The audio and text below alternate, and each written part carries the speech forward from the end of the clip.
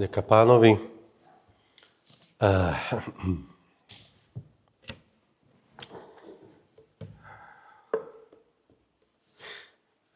Už som sa niektorých spýtal, je to v poriadku, počuť ma. Hej, okay.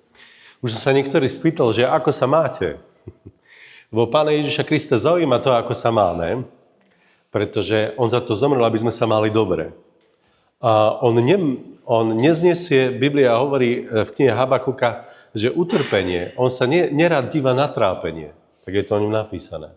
Takže Boh pracuje na tom a chce, aby sme sa mali dobre. A urobil všetko preto, aby sme sa mohli mať dobre. Nie je to ľahké, pretože on povedal, že na svete budete mať aj súženie, ale dúfajte, lebo ja som premohol svet. Takže v našom živote máme rôzne obdobia. Máme obdobia aj súženia, máme obdobia radosti. Aj tuto máte v Čechách, tak nie? Či? Čo len obdobia radosti máte. Čiže nejaké súženia.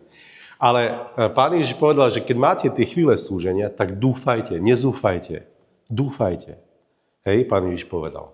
To znamená, očakávajte aktívne na to, že bude dobre, že vás Boh vyvedie, že vás prevedie, že vás požehná, že zasa vás rozradostí, že vás vyvýši, že pomôže. Sláva Bohu, že to tak je. Amen? Takže aj dnes verím, že Svätý Duch koná a ja som cítil jeho prítomnosť a to je veľmi vzácne. Keď môžeme cítiť jeho prítomnosť, pretože v jeho prítomnosti sa dejú veci, ktoré sa inde nedejú. V jeho prítomnosti sa dejú veci, ktoré sa inde nedejú. Je to unikátne, originálne. A tak sa budeme spoločne dívať do Božieho slova. Sláva Bohu. Budem čítať teraz najprv z knihy Prísloví. Rozumiete mi všetci po slovensky? Nemusím mluviť česky. Jo. Kdyby niečo, tak řeknete, ja? Pokúsim sa. Takže budem hovoriť po slovensky. Prečítam jeden verš z knihy Prísloví, 29. kapitola, verš 18. A tu je napísané. Ja budem čítať zo slovenského ekumenického prekladu najprv. A tu je napísané. Bez zjavenia sa ľud stáva bezústným, no kto zachováva zákon, je blažený. A evangelický preklad, slovenský. Kde nie zjavenia, ľud sa zvrhne.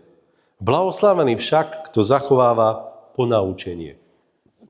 Český preklad som sa nepozrel, možno by som mohol. Alebo asi môžem, nie? Sa pozrieť do knihy Prísloví, hej, 29. kapitola, 18. verš. Ako to tu máte v tejto peknej veľkej Biblii. Aký to máte preklad tu na? Ekumenický, taký. Takže 29. kapitola Prísloví, 18. verš. To nie je napísané.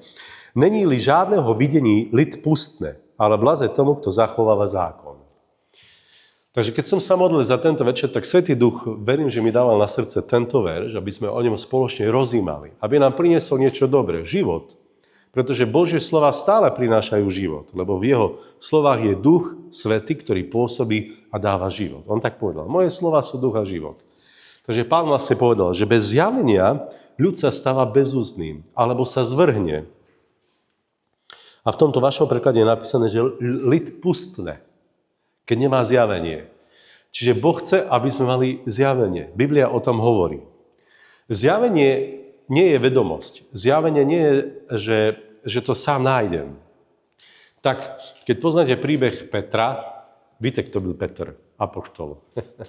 Takže tento Peter, apoštol, v 16. kapitole Evanjelia podľa Matúša, je v spoločenstve ešte s ďalšími učeníkmi, s Pánom Ježišom. A Pán Ježiš sa ich pýta, za koho ma vy pokladáte?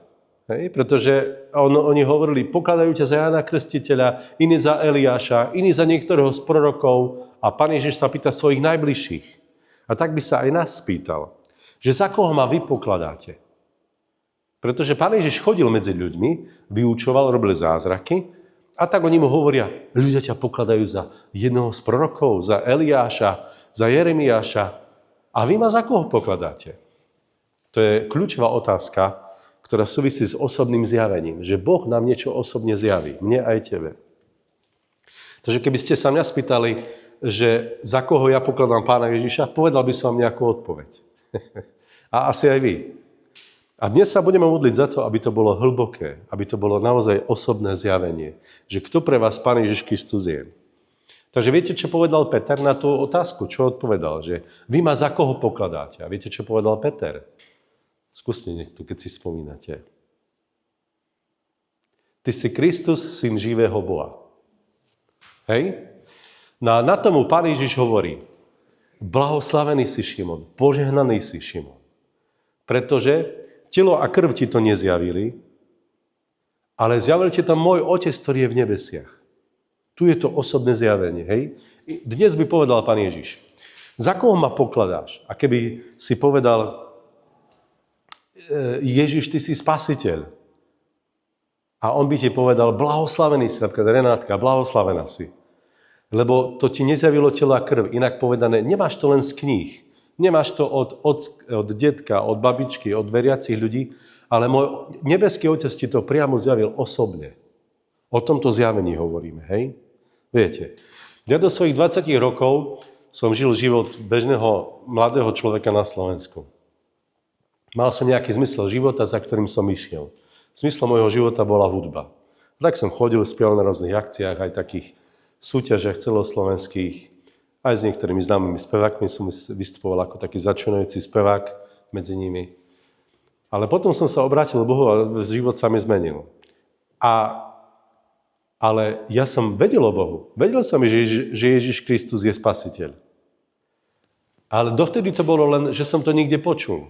Ale keď v 20 rokoch sa ku mne sklonil Boh a dal mi osobnú skúsenosť s ním a on vstúpil do môjho života konkrétne, tak už vtedy by platilo, že by povedal Pán Ježiš Kristus, blahoslavený si Rado, lebo to nemáš z kníh ani z kostola od iných ľudí, ale priamo nebeský Otec ti to osobne zjavil. Toto potrebujeme. Aby sa nám Boh sám zjavoval. Aby nám zjavoval pravdy. A čítali sme, že bez takéhoto osobného zjavenia sa ľud stáva bezúzdným. Hej, nevie sa kontrolovať. Viete, bezúzdný viete. Viete, čo je úzda, nie? Jo, zatáhneme úzdu, stúj. A bezúzdný nemá kontrolu, nevie sa ovládať. Bez zjavenia ľud sa zvrhne. Do niečoho zlého sa človek dostane. Keď nemá osobné zjavenie od Boha, zvrhne sa do niečoho. A tu vo vašom preklade je napísané, že ľud spustne, že potrebujeme osobné zjavenie Božie. Ale kto zachováva zákon je blažený, čo znamená, že aj keď ľudia nemajú zákon, teda nemajú osobné zjavenie, zákon ich môže zachrániť. Takže ja mám známeho pastora, ktorý bol pred rokmi na misii v Indii. Boli ste niekedy v Indii? A viete niečo o Indii? Takže tam je taká spoločnosť na niektorých miestach, že žijú veľmi ťažký život. Tak napríklad on bol v meste, ktoré bolo zasvetené Bohu opíc. Oni tam uctievali Boha opíc. A vyzeralo to tak, že opice behali voľne po meste. A keď opica vytrhla nejakú tašku s nákupom nejakému človeku, ten človek nemohol nič tej opici urobiť, pretože Boh opíc bol vyvyšovaný v tom meste. Takže opice behali po meste a oni nemohli nič. A tu je napísané, že bez zjavenia Božieho sa ľud zvrhne. Až tak sa dokáže zvrhnúť. Že ľudia uctievajú Boha opíc. Neviem, či ste počuli meno Don Richardson. Možno hej, možno nie. Ale bol to misionár, ktorý so svojou manželkou a s malým synom, myslím, to bolo malé dieťa, a myslím, že to bol syn, išiel bývať medzi ľudožrutov. Je taká jedna kniha. Don Richardson, Dieťa pokoja. A on, keď išiel bývať medzi ľudožrutov, tak to bolo tak, že si museli postaviť dom na strome, aby ich ľudožruti nezjedli. Takže bývali na strome. A keď im kázali evanjelium o Ježišovi, hovorili im o Ježišovi, že Ježiš zomrel za naše hriechy, že nás má rád, že chce zmeniť život človeka. A keď hovorili o Ježišovi, nič sa nedialo. Ale keď začal hovoriť o Judášovi, všetci boli nadšení. A on sa čudoval, že prečo sú nadšení pri Judášovi. Viete, čo robil Judáš? Víte, jo? Že zradil Pána Ježiša. A dokonca boskom, nie? No a to kvôli tomu boli nadšení, keď počuli o Judášovi, pretože v tomto národe existoval tzv. Ideál zrady, čo znamenalo, že oni žili tak, tí ľudožrúti, že si chceli získať priateľa zo susedného kmeňa a keď ho získali, zabili ho a zjedli ho. A to urobili tak, že ho oklamali, viete. Oklamali ho, zradili ho a zjedli ho. A tu je napísané, že bez zjavenia sa ľud stáva bezústnym. Zvrhne sa. Hej, pustne. Takže svet až do takej úrovne sa zvrhol, spustol. Až do takéto úrovne. Videl som pred rokmi, viete, aj medzi Rómami som pracoval roky, aj dnes do nejakej miery slúži medzi rómskym obyvateľstvom na Slovensku. A proste sú tam otcovia, ktorí majú deti so svojimi deťmi. Viete o tom? Že otec má manželku, s čou má dcéru a s tou dcerou má ďalšie deti. A na odpoveď, že ako tak môže, tak on hovorí, zavidia mi. Áno. Prečo to hovorím? Aby sme rozumeli, že až do akého stavu sa ľudia dostali, lebo sa vzdialili od Boha, nemali zjavenie. Ale ten, kto zachováva zákon, je blažený. Inak povedané, v tomto našom európskom prostredí nám naši predkovia zanechali kultúru, zákon. A preto sme blažení v zmysle, že takéto zlé veci sa tu nedejú. Sme radi, že to tak je. Ja som rád. Ja som rád, že tu máme kultúru európsku, v ktorej takéto veci tu nie sú, lebo sú tu napríklad vierozvedci Cyril a Metod zanechali dedičstvo. A preto nerobia sa zlé veci. Takéto. Chvála Bohu, nie? Ja som rád, pretože čo sa niekde nedieje, je strašné. Ale predsa, ak človek nemá osobné zjavenie Boha, tak sa zvrhne do niečoho, prestáva sa ovládať, hej? Je bezústny, alebo pustne jeho život. To znamená, že môže sa dostať do zlých vecí, do drog, do alkoholu, do nečistoty, do zvrátenosti, do rozvodov, do všelijakých možných zlých vecí. Keď nemá zjavenie Boha, to je to napísané. A to, že zachová nejaký zákon, nejakú morálku, prináša to požehnanie, že ho to chráni, ale predsa to nie je to, čo by Boh chcel. Boh chce, aby ľudia mali osobné zjavenie jeho.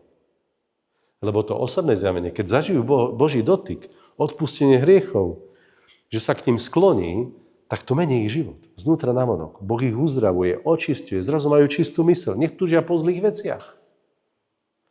Či to tak nie je? Viete, ja som sa obrátil ako 20-ročný a do svojich 20 rokov som mal problém napríklad s nadávkami. Viete, to znamená, že som sa nevedel ovládať, ale hovoril som škaredo. Vďaka Bohu nedostal som sa do iných zlých vecí. Lebo mnohí ľudia sa dostali do veľmi zlých vecí. Ja nie. Bola to Božia milosť.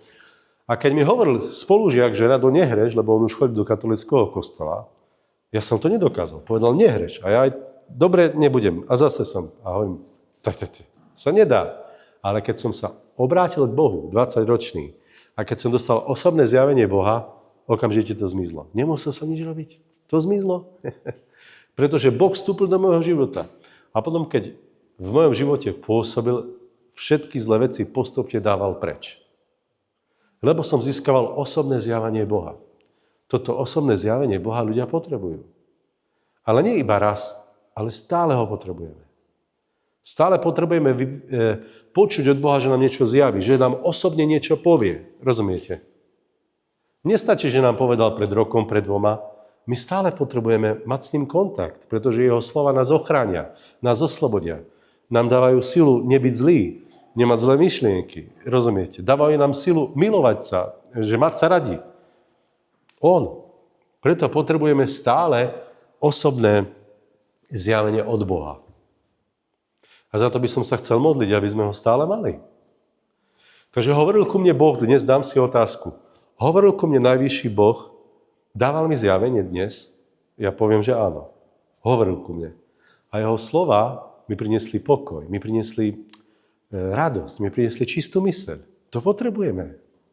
My to potrebujeme. Pán Ježiš povedal, moje ovce, pamätáte si, počujú môj hlas. Pán Ježiš povedal. Ale Pán Ježiš použil veľa prirovnaní, nielen, že sme ovce, to je iba jedno. Lebo napríklad v 2. liste Petrovom v 1. kapitole je napísané, že sme jeho spolupracovníci, partneri. To je napísané. Ale v tom pripodobnení, že sme ovce, chcel povedať, že len okrem iného, že počujú môj hlas. No, čiže chcem sa opýtať, či chcete počuť Boží hlas, či chcete osobné zjavenie. Ja dúfam, že hej, budem sa modliť, aby ste chceli, lebo je to veľmi dôležité. Tak išiel som pred rokmi po hypermarkete v Košiciach. Máme tam taký jeden hypermarket Optima. Vy tu máte tiež hypermarkety, nie? V Praze. Napríklad aký hypermarket máte? Tesco tady máte? Alebo ešte nejaký iný hypermarket. No a počul som, že znie v rozhlase, nejaká pani tam niečo rozprávala. Ja som ju počul, ale nevnímal som ju. Ale zrazu ona povedala, šofér s autom, štátna poznávacia značka, stojíte na mieste a ja som zrazu zbystril pozornosť, či to nie som ja, viete. Zrazu som počúvam tú štátnu poznávaciu značku, neprečítala moju, vypol som, išiel som ďalej. Počul som ju, ale nevnímal som ju. Tak je to často s Bohom. Ľudia ho počujú, ale ho nevnímajú. Nezameriavajú sa na neho, rozumiete? Zameriavajú sa na iné. Ale ten najdôležitejší hlas je predsa ten Boží hlas. Je veľa dôležitých hlasov. Napríklad pre mňa je dôležitý hlas mojej manželky. Alebo mojich detí. To sú dôležité hlasy. A potom sú ďalšie. No a ja počujem hlas svojej manželky každý deň. Som veľmi vďačný Bohu, že to mám. Nie je to tak, že si povieme, Zlatko, rozprávali sme sa pred mesiacom, to na tento mesiac stačí. Nepotrebujem počuť tvoj hlas. Mám inštrukcie, to stačí. Lebo niekedy ľudia si myslia, že to tak stačí s Bohom, že Pane Bože, počul som ťa na začiatku roka, ja už viem, čo mám robiť. Ale je to podobné, že my potrebujeme takisto vo vzťahu s Bohom ho počuť, vnímať jeho komunikáciu, vidieť, že nás niekam vedie, že k nám niečo hovorí. Jednoducho to osobné zjavenie. Tak učeníci, keď chodili s Pánom Ježišom Kristom pred 2000 rokmi, viete, boli takí ľudia, ktorí ho počuli vyučovať. On vyučoval na uliciach, v chráme a mnohí ho počuli. Ale jeho najbližší učeníci, ktorí boli pri ňom, aj keď zaspával, aj vstával, stále s ním boli, tak oni sa ho pýtali, Pane, vysvetlíš nám to, čo si im hovoril? Lebo nikto tomu nerozumie. A Pán Ježiš im to aj vysvetľoval. Pretože oni boli blízko pri ňom. A tak niekedy ľudia nerozumejú Božím slovám, nerozumejú Bohu. Ale keď sa k nemu priblížia, on im bude vysvetľovať. On im dá porozumenie. On im dá zjavenie, ktoré potrebujú. On im dá zjavenie, ktoré potrebujú. Bez toho zjavenia sa stáva ľud bezúzdnym. Zvrhne sa. Rozpustilý. Pustne. A my to potrebujeme.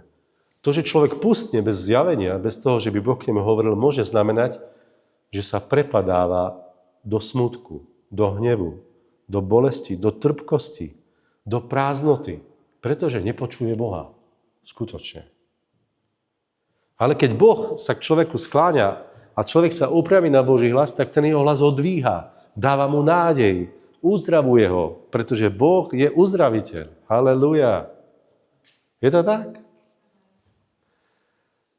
Máte takúto skúsenosť? Dúfam, že áno. Niektorí kývú hlavou. Sláva Bohu. Takže ja nikdy nepoviem, nechcem nikdy povedať, že no, Pane, ty si mi povedal pred týždňom, čo mám robiť, teraz týždeň oddychujem a o týždeň zase prídem. Čo mi chceš povedať o týždeň ma bude zase zaujímať. Veď ja potrebujem na každý deň počuť Boha, alebo vnímať, čo mi ukazuje. Prežívať, že so mnou komunikuje, lebo Boh nielen hovorí, ale aj komunikuje, viete. Komunikácia môže byť verbálna a neverbálna, nie? Niečo robí. Napríklad, Boh s tebou komunikuje tak, že ty sa modlíš, Páne, prosím ťa, aby som sa necítil sám, alebo necítila sám, nech mi niekto zavolá. A zrazu ti niekto zavolá o hodinu. A Boh komunikuje. A diabol povie, to je náhoda. A Boh, nie, ja som počul tvoju modlitbu. Ja komunikujem, nielen hovorím, rozumiete? Boh komunikuje. A je to tak dôležité vidieť, že on s nami komunikuje. Keď ti dáva pokoj, keď ti dáva zdravie, keď ťa chráni na cestách. To je jeho komunikácia. Vieš, že to je jeho komunikácia. Veď tak je napísané, že on nás chráni, že on nám dáva život. Dokonca, že v jeho ruke je náš dých. Viete o tom, že v jeho ruke je náš dých. Takže keď toto človek získa, takéto zjavenie, bude sa mať bude vytrhnutý z trápení. Bude vedieť, že nikdy nie je sám. Viete, že to potrebujeme? Boh povedal, nezanechám ťa, ani ťa neopustím. Povedal, ja som s vami skoro po všetky dni. Či jak povedal? Ako povedal? Po všetky. Nie skoro, ale po všetky dni. Až do skonania sveta. Ale niekedy sa cíti, že nie. Niekedy sa človek môže pýtať, a kde je Boh? Mne sa nezdá, že je so mnou. Pretože je veľký hluk v srdci. Ľudia nemajú jeho osobné zjavenie na každý deň. Sú od neho vzdialení. Nie on od nich, ale oni od neho. Majú zatemnenú myseľ aj srdce niečím iným. Niečím iným. Viete, čo niekedy ľudia robia vo vzťahu k Bohu? Že idú k nemu a povedia mu, takto niekedy vyzerá. Pane Bože, chcem ti všetko povedať. Prosím ťa, teraz buď ticho, chcem hovoriť ja. Páne Ježišu, potrebujem väčšiu výplatu, nové auto, zdravie, požehnaj ma v práci, nezabudni. Zobuď ma ráno a daj mi dobrý spánok. Amen. A Pán Boh, a ja? Môžem aj ja niečo povedať? A ľudia ani nemyslia na to, že on chce niečo povedať. Ale on chce. Niekedy, keď ľudia rozprávajú k Bohu, tak sa svojimi vlastnými slovami poviažu. Ale keď Boh hovorí, jeho slova ich rozviažu. Uvoľnia, oslobodia, uzdravia. Tak veľmi potrebujeme osobné zjavenie. Veľmi to potrebujeme. Mám veľa skúseností s tým, kedy Boh hovoril ku mne osobné zjavenie.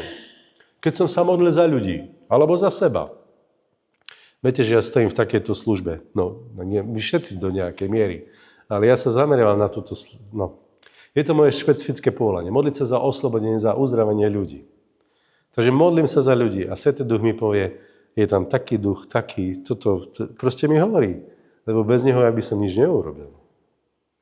Ale učil ma takto. Napríklad pred rokmi som bol doma a bolel ma veľmi chrbát.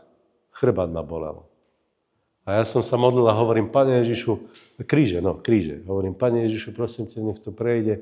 A to stále bolelo. Až som si povedal, no ja si pôjdem k lekárovi, to už je tomu veľa rokov, ale to bolo vyučovanie Svätého Ducha. A keď ma to neprechádzalo, tak mi Svätý Duch hovorí, syn môj, túto bolesť pôsobí jeden zlý duch. A volá sa takto. A povedal mi meno v takej gréčtine, jakýby po grécky. A hovorí mu, prikáž mu, nech odíde a bolesť prejde. A ja som to urobil. Prikazujem ti v mene Ježiš, zlý duchu, odiť. A bolesť okamžite prešla. Čo sa stalo? Boh mi osobne zjavil, čo mám urobiť. Bez neho by som nevedel. Bez neho by som nevedel. Mnoho takých skúseností mám a my to potrebujeme. Nie len také. Potrebujeme veľa takých skúseností. Aj z iných oblastí. Že? Potrebujeme osobné zjavenie, nie? Keď napríklad sa modlíš, Pane, čo mám robiť? Už ste sa niekedy tak modlili. Pane, čo mám robiť? No, po česky, co mám delať? Hej? No a čakáš, že ti odpovie, či nie? Keď sa modlíš, co mám delať, aj čakáš, že odpovie. Je to niekto taký? Ja? No on bude hovoriť. Hej, on hovorí, že co máš delať. Tak, ale on hovorí, napríklad moja skúsenosť, zase z môjho osobného života. Mne pred rokmi povedal Svätý Duch, že aby som stával skôr na stíšenie, na modlitbu v noci. A ja som sa spýtal Pána, Pane, a o ktorej mám stávať? O 6:00? A on mi povedal, o 4:00. A ja som povedal, to nemôže byť Svätý Duch. Toto určite Svätý Duch nie je. To nie je Svätý Duch. Ale ono to stále sa opakovalo. A ja som povedal, Pane, to hádam, nemyslíš vážne o 4:00. Jak sa stanem o 4:00? Tak som si nakrutil budík o 4:00. A možno, že vy stávate bežne o 4:00, ale pre mňa to bol rekord. Tak som stal o 4:00, ale som ležal v posteli a všetky bunky môjho tela mi hovorili, zostaň ležať, zostaň spať. A ja som povedal, Pane, ja vôbec nevládzem. Ja nevládzem stať. Povedal som, Pane, daj mi silu. A keď som to povedal, okamžite som stával. Ja som sa postavil a hovorím, Bože, je to možné? To je nejaký zázrak. A zrazu ja som videl, že s Bohom to funguje. Či toto nie je Božia komunikácia? Samozrejme. Ale po nejakom čase som stal, mal som budík na 4, ale ešte som chcel pol hodinu ležať v posteli. Tak som ležal. Po pol hodine som vstal a išiel som sa modliť. Zobral som si Bibli a čítal som si. Ale vôbec to ku mne nehovorilo. To bolo, jak keby som len čítal noviny. Nič. Hovorím, prečo je to také pusté? Po pol hodine sa ma to začalo dotýkať. Ja som hovoril, Bože, prečo si bol pol hodinu ticho? Prečo som na teba musel pol hodinu čakať? A on mi povedal, lebo ja som musel na teba pol hodinu čakať. Ty si tiež o pol hodinu neskôr prišiel. A ja, Pane, to. A to tak ty komunikuješ? No tak, čo zaseješ, to aj zožneš, synu. No a toto sú osobné zjavenia pre môj život, ktoré sú pre môj život, ale potom aj do služby ľuďom. Keď mi Boh hovorí, čo treba robiť, čo netreba robiť, kam treba ísť, kam netreba ísť. Bez jeho zjavenia sa ľud stáva bezústnym, spustne a zvrhne sa. Potrebujeme, aby k nám hovoril, aby s nami komunikoval. Že jo? Potrebujeme to. Pretože on je živý. Ježiš Kristus je živý. A Ježiš Kristus chce ukázať, že je živý, že je aktuálny, že má moc sa ťa dotknúť, uzdraviť ťa, oslobodiť ťa, pozvihnúť ťa, poradiť ti. Viete o tom? Veríte, že Boh aj dnes koná nadprirodzene? Spýtam sa, kto z vás verí, že Boh koná aj dnes nadprirodzene? To som rád, že tu máme takých ľudí. Ďaká Bohu, ďaká Bohu. Ak neveríš tomu, budeme sa modliť, aby si videl, že Boh koná nadprirodzene, že on vie presne, čo bude v budúcnosti. Viete, že on vie? Tak v noci ma raz zobudil Svätý Duch a hovorí mi, okolo 2:00 v noci, 1:30, a hovorí mi, teraz zostaň hore, pretože o chvíľku ti bude volať tento človek, povedal mi meno, ktorý, a budeš sa za ňo modliť. A ja som si tak povedal, no a kto to je Svätý Duch, čo teraz počujem, no tak dobre, no tak počkam. O chvíľku mi zvoní telefón. A ten brat hovorí, Rado, prepáč, nezabudil som ťa. Nie, som vedel, že budeš volať. No a tak som začal s ním komunikovať. On veľmi potreboval modlitbu. Potreboval byť oslobodený od démonov. Reálne zomieral, pretože ho démoni napadli. Ale keď som sa modlil v telefóne, tak bol oslobodený. Ďaká buď Bohu. Hovorím iba niektoré zo skúseností, pretože toto, čo hovorím, sa dočítate aj v Biblii. Viete, že to je v Biblii, čo ja hovorím. To nie, že len ja to... Ale to máme v Biblii a to, čo je v Biblii, môžeme aj my zažiť, ak nás Duch Svätý vedie. Nemusí to byť stále tak, a môže byť, ale nemusí byť. Ale to, čo je dôležité, je, že potrebujeme jeho zjavenie. Na každý deň. Áno, byť s ním, počuť ho. Ako ti napríklad povie ti, vidím tvoj plač, vidím tvoje slzy a nezabudol som na teba. Dnes to viacerí potrebujú počuť, tak to vnímam v srdci. Takže viacerí to potrebujú počuť. Duch Svätý hovorí, vidím tvoj plač, videl som tvoje slzy a nezabudol som na teba. To je dôležité, nie? Aby si vedel, aby si vedela, že to tak je. A on chce, aby si vedela, že on je živý. Že potrebuješ jeho zjavenie. Ale Biblia hovorí, že ako veľmi ho máš hľadať. V knihe Prísloví, v 2. kapitole, v 3. kapitole, 4. a tak, tam sa napríklad píše, že hľadaj ho ako skryté poklady. Už ste hľadali skrytý poklad? Niekedy. Hej, kto hľadal skrytý poklad? A našli ste? Hej, no, tak tam je napísané, že máme Boha hľadať ako skryté poklady. Čiže máme sa usilovať, viete, usilovať sa, aby si sa dostal k nemu blízko, aby si ho mohol počuť, aby si ho mohol zažiť. Pretože bez zjavenia sa ľud stáva bezúzdnym. Je taký jeden príbeh, ja ho len pripomeniem, nebudeme čítať. Viete, kto bol Mojžiš, nie? Kto to bol? Peco, povedz, kto to bol?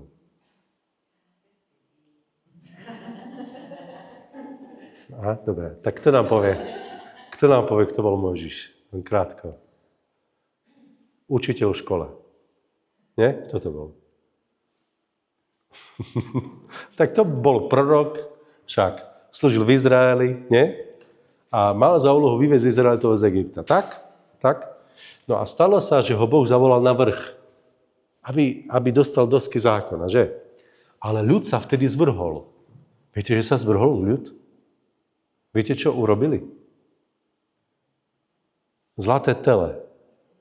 Zlaté tele si postavili. Tak, ako je tu napísané. Bez zjavenia sa ľud stáva bezúzdnym. Zvrhne sa.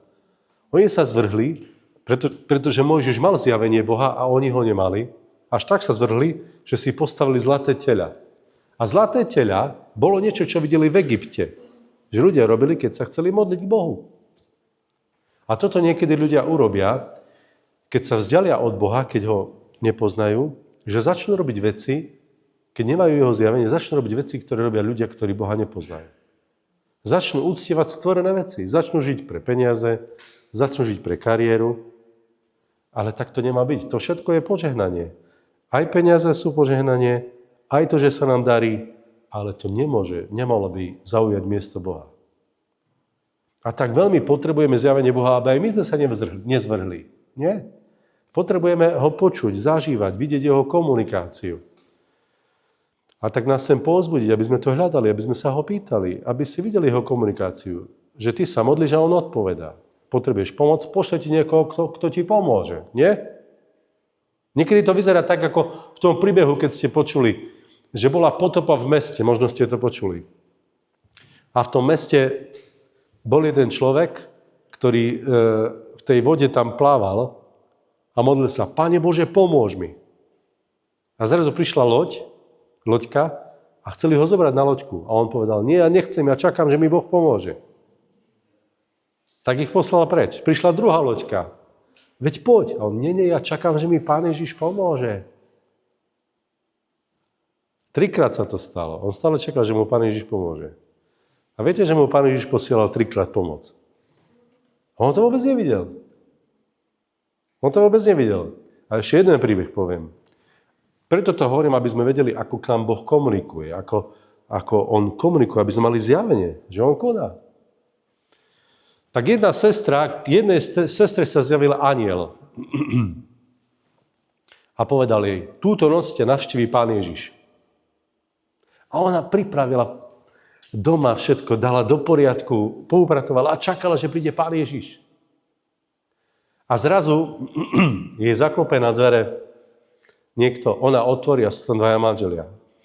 To bolo v lese a oni hovoria, prosím vás pekne, môžete nás pustiť dnu, lebo je zima vonku, máme vonku auto zaparkované a musíme počkať do rána, až potom to budeme vedieť do poriadku. A ona povedala, viete čo, ja čakám vzácnu návštevu, prepáčte, nemôžem. Tak ich poslala preč. A prišla ďalšia návšteva. O chvíľku klopu na dvere. Vyrušovali ju, ona čaká Pána Ježiša, oni ju vyrušovali. A hovoria ďalší, že dobrý deň, prosím vás pekne, zabludili sme, vlastne večer, dobrý večer, prosím vás pekne, zabludili sme, môžete nám ukázať cestu, ako sa dostať do mesta? Jo, prepáčte, nemôžem, lebo čakám Pána Ježiša, čakám vzácnu návštevu. Ďalšia návšteva prišla a ona ich odmietla, pretože ona čakala Pána Ježiša. A potom prišiel anjel a hovorí k jej, ona mu hovorí, ty si mi povedal, že príde Pán Ježiš. A on neprišiel celú noc. A viete, čo povedal anjel? Anjel povedal, 3-krát tu bol. A ty si ho vôbec nespoznala. Pretože je napísané v Biblii, čokoľvek ste urobili jednému z mojich najmenších bratov, mne ste to urobili. Takže vlastne Pán Ježiš k nej prišiel v podobe tých ľudí. Aké zjavenie? Chceš Ježišovi pomáhať? To sú ľudia, ktorým treba pomáhať. Nie? Tak veľmi potrebujeme osobné zjavenie. A vidieť, že Boh komunikuje, že na nás nezabudol. Potrebuješ to? Budeme sa za to modliť, áno? Pretože bez zjavenia sa ľud zvrhne, stáva sa bezúzným. Keď ho nevidia ľudia v živote, ale keď ho vidia, ich život sa stáva radostným. Zrazu sú naplnení, keď vidia, že je Boh v ich živote. A tak je dôležité vidieť Boha, že je k nám dobrý. Že na nás nezabudol. Amen? Duchu Svätý, vďaka Ti. Duchu Svätý, vďaka Ti.